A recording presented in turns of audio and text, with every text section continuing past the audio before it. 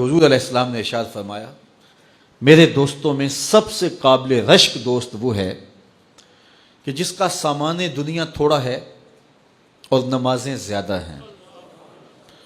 اور پھر ارشاد فرمایا جب وہ چلتا ہے تو اس کی طرف اشارے بھی نہیں ہوتے، یعنی وہ اتنا معروف نہیں ہے کہ وہ گزر رہا ہو تو لوگ کہیں یہ فلاں جا رہا ہے فلاں جا رہا ہے۔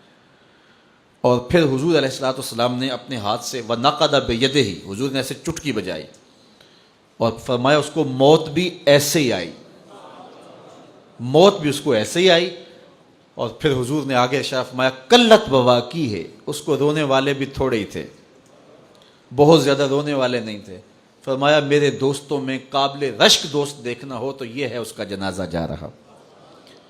اللہ اکبر، یہ دنیا پہ آئے، ایک کونے کھجرے میں زندگی کاٹ دی، رزق حلال کمایا، معاشرے میں کوئی اتنی پہچان بھی نہیں بنی، بس آئے، بس زیادہ وقت مسجد میں گزرا، سجدے کثرت کے ساتھ تھے، حقوق العباد کا خیال رکھا، کسی کو دکھ نہیں دیا اور اپنی زندگی گزار دی۔ مرے تو زیادہ لوگوں کو پتہ ہی نہیں چلا، اس کی کسی کو کمی محسوس نہیں ہوئی، اس لیے کہ معاشرے کے اندر وہ ایسا ہی نہیں تھا۔ لا یشار الیہ الناس، لوگ اس کی طرف اشارہ نہیں کیا کرتے تھے کہ یہ فلاں ہے یہ فلاں ہے، اس کا تذکرہ نہیں کیا جاتا تھا، نہ کسی شادی میں بلایا جاتا تھا، نہ کسی ولیمے میں بلایا جاتا تھا۔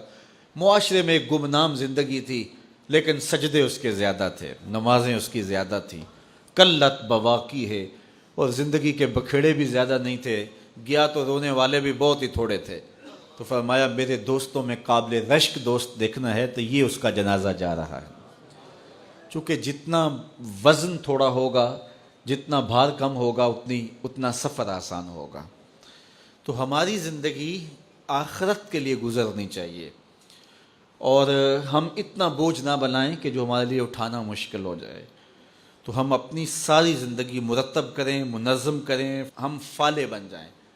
اور قرآن نے فلاح کی منزل بیان کرتے ہوئے پہلی چیز بیان فرمائی سورہ بقرہ میں کہ جس کے پاس ایمان کی دولت ہے، چونکہ اس دنیا پر سب سے بڑی دولت جو ہمیں دی گئی ہے وہ دولت ایمان ہے، اور آخرت میں سب سے بڑی دولت جو عطا کی جائے گی بندہ مومن کو وہ اللہ کا دیدار ہوگا۔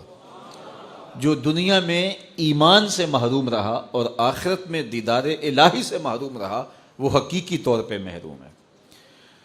تو میں اور آپ اپنی قسمت پہ بعض اوقات شکوہ بھی کرتے ہیں، حالات کی دکھن اور کڑن بھی ہوتی ہے، اور بڑے مصائب اور آلام ہیں جو ہمیں توڑتے ہیں اور وہ ہمارے خود پیدا کردہ ہوتے ہیں۔ جبکہ ہم جس قدر جن نعمتوں کے میسر نہ ہونے پہ شکوے کرتے ہیں، تو جو نعمتیں میسر ہیں ان کا اگر شکر کرنے کی عادت ڈال لیں تو شکر سے فرصت ہی نہ ملے۔ تو جب شکر سے فرصت نہیں ملے گی تو پھر شکوے کی تلخی تنگ نہیں کرے گی۔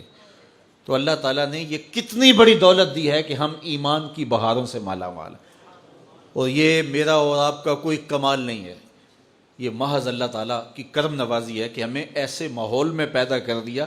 ہماری ماں بھی حضور کا نام لیتی تھی، ہمارا باپ بھی حضور کا نام لیتا تھا۔ علامہ اقبال کہتے ہیں، تشریف رکھیں، علامہ اقبال کہتے ہیں نام تو از پدرا موختم، حضور میں آپ کا نام اپنے باپ سے سنا ہے، میں نے اپنے باپ سے آپ کا نام سنا ہے۔ تو یہ ہمیں جو نصیب ہو گیا اس پر اللہ کا شکر کریں۔ دیکھیے پی ایچ ڈی ڈاکٹر ہے، کتنی بڑی ڈگری ہے، اتنا بھاری بھرکم علم کا خزانہ، لیکن بت کے آگے ہاتھ جوڑے کھڑا ہے۔ اس کو سمجھ نہیں آ رہی کہ بدن پہ بیٹھی مکھی تو اڑا نہ سکے، میری ضروریات کا کفیل کیسے ہو سکتا ہے، لیکن کھڑا ہوا ہے۔ اور یہاں ان پڑھ ہے، چٹا ان پڑھ جسے کہا جاتے ہیں، لیکن بت کو جو ہے وہ پاؤں بھی نہیں مارتا ہے، وہ اس قابل بھی نہیں ہے، اس لیے کہ اللہ نے اسے مسلمانوں کے گھر میں پیدا کر دیا۔ تو یہ ایمان کی جو دولت ہے یہ ہمارے کسب کا نتیجہ نہیں ہے، یہ ہمارے کسب کا نتیجہ نہیں ہے، یہ اللہ تعالیٰ کے کرم کا فیضان ہے کہ ہمیں ایمان عطا کر دیا گیا۔ تو ساری زندگی بھی ہم اس کا شکر ادا کرتے رہیں تو اس کا شکر ادا نہ ہو، اور ایمان کی جو مٹھاس ہے، یہ دولت ہمیں جو مل گئی ہے، اس کا جو سرور ہے، اس کی جو لذت ہے، ساری زندگی اسی لذت میں گزار دیں کہ اللہ نے ایمان کی دولت نصیب فرمائی۔ باقی جو نہیں ہے، میں کہتا ہوں جو میسر ہمیں نہیں ہے اس کی تلخیاں مٹانی ہوں تو صرف ایک حدیث سے ساری تلخیاں ختم کی جا سکتی ہیں۔ میں پہلے بھی آپ کو سنا چکا ہوں، صرف ایک حدیث، ہمارے پاس یہ نہیں ہے، یہ نہیں ہے، یہ نہیں ہے، یہ نہیں، کتنی تلخیاں ہیں، ہمسایوں کے پاس یہ ہے، شریکوں کے پاس یہ ہے، فلاں کے پاس یہ ہے، کتنی تلخیاں ہیں۔ ان ساری تلخیوں کو مٹانا ہو تو علاج صرف ایک، رسول کریم کی حدیث ہے۔ حضور نے ارشاد فرمایا، جو اللہ کے دیے گئے تھوڑے رزق پہ راضی ہو گیا، اللہ قیامت کے دن اس کے تھوڑے عملوں پہ راضی ہو جائے گا۔ چل بندے موج کر، تو میرے تھوڑے پہ راضی ہو گیا تھا، میں تیرے تھوڑے عملوں پہ راضی ہو گیا۔ اب جتنی بھی محرومیاں ہوں، ساری تلخیوں کو مٹانا ہو تو یہ صرف ایک حدیث ہی کافی ہے، اور زندگی کی جتنی بھی خوشیاں ہوں وہ حاصل کرنی ہو تو یہ تصور ہی کافی ہے کہ میں مسلمان ہوں، میں ایمان والا ہوں۔ بڑے بڑے سائنسدانوں کو اسلام نہ مل سکا، بڑے بڑے جنہوں نے دنیا کو بڑا کچھ دیا اور زمانے پہ ان کا نام ہے، علم و دانش، ان پہ فخر کرتے ہیں، لیکن یہ دولت اسے نہیں دی گئی، اور یہ جو ہے وہ چارہ کاٹنے والے ایک دیہاتی کو مل گئی یہ دولت، تو وہ شکر نہ ادا کرے کہ مالک جو نیوٹن کو نہیں ملا وہ مجھے مل گیا۔ اتنے بڑے سائنسدانوں کو جو نہیں مل سکا، دنیا کے دانشوروں کو نہیں مل سکا، جو پوری دنیا کو چلاتے ہیں، پوری دنیا کی منصوبہ بندی کرتے ہیں، یہ دولت انہیں نہیں نصیب ہوئی اور مجھے ماں کی گود سے نصیب ہوگی۔ تو یہ تصور ہی نحال کر دیتا ہے کہ مجھے ایمان کی دولت نصیب ہوئی۔ تو یہ سب سے بڑی دولت ہے، اور یہ فلاح کی پہلی سیڑھی ہے اور پہلی بنیاد ہے جو اللہ تعالیٰ نے ہمیں میسر فرمائی۔